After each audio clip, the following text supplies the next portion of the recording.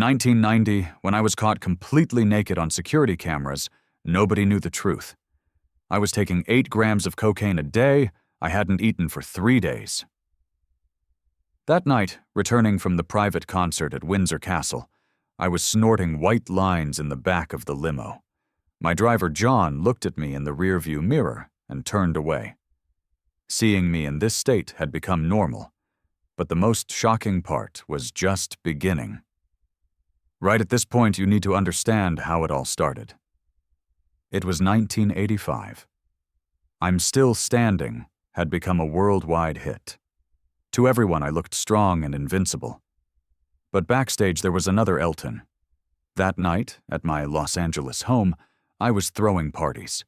Hollywood's most famous names came: George Michael, Rod Stewart, David Bowie. Nobody knew I was living with my worst enemy. When I snorted my first line of cocaine, the world changed.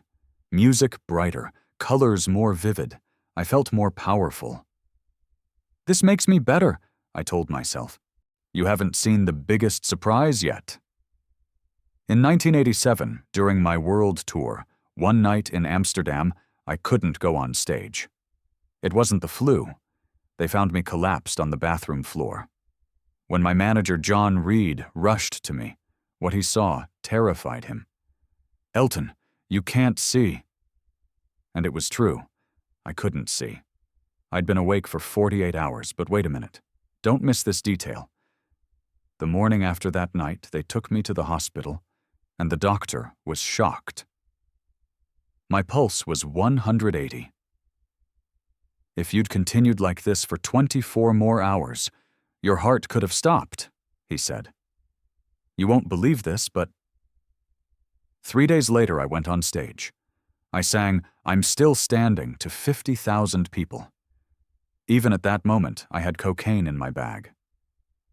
What you're seeing now is nothing. By the end of 1988, my house had become a fortress. Windows closed, curtains drawn, security cameras in every corner, and me inside, not going out for days, living only with the piano and drugs. One day, David Furnish, he wasn't my boyfriend yet, came to visit. When I opened the door, he was shocked. I'd lost 15 kilos, my eyes were sunken, my hands were shaking. "Elton, is that you?" he asked. Right at that moment, there was a knock at the door, and it was the police. Neighbors had complained. Not about the piano sounds at night, but about my screams. My paranoid crises had increased. "You still haven't learned the biggest secret?" In February 1990, I was giving a concert in Chicago. Before going on stage, I'd taken the last dose in the bathroom. But this time was different. When I went on stage and started singing Rocket Man, my voice didn't come out. When I pressed the piano keys, the sounds mixed together. 20,000 people were watching me, but I was in another dimension. When they thought it was all over, I collapsed in the middle of the stage. Doctor, ambulance, hospital. But the real shock happened backstage. The voice on the phone was familiar, but when I found out who was calling, my life changed. You won't believe this, but the real story starts now. When I answered the phone, it was Yoko Ono from John Lennon's house. John had been murdered 10 years earlier, but Yoko called me and said, "Elton, John loved you very much, but now you're killing yourself. I have to stop this. The morning after that night, I was in a detox center. For the first time in 15 years, I would spend 30 days without making music. But the hardest part was just beginning." Right at this point, nobody expected that. On the 7th day at the detox center, during group therapy, the doctor told me something shocking. "Elton, you weren't actually dying from drugs, but from loneliness." At that moment, I understood. All those parties, famous friends, applause, none of it was real. I was just Reginald Dwight looking for love, fragile. And what happened right then changed him. The other patients in group therapy were also famous. An actor, an athlete, a businessman. But there we were all the same. Broken people. What happened on day 28 shocked everyone.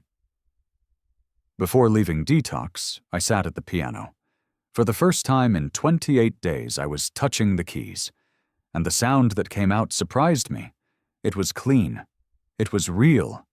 It was honest. That day I wrote The One, the song dedicated to David Furnish, my promise to stay clean. But I still had to pass the biggest test. Today, I've been clean for 33 years. Since 1990, I haven't used drugs. I married David, we have children, my music still impacts millions. But my biggest achievement is this. The Elton from those dark days died. The real Elton was born. And I know that the only thing that died in those days wasn't just my addiction. I also killed my fear, my loneliness, and my false masks. If you're fighting a similar battle right now, know this. Even the darkest night turns to morning. I am proof.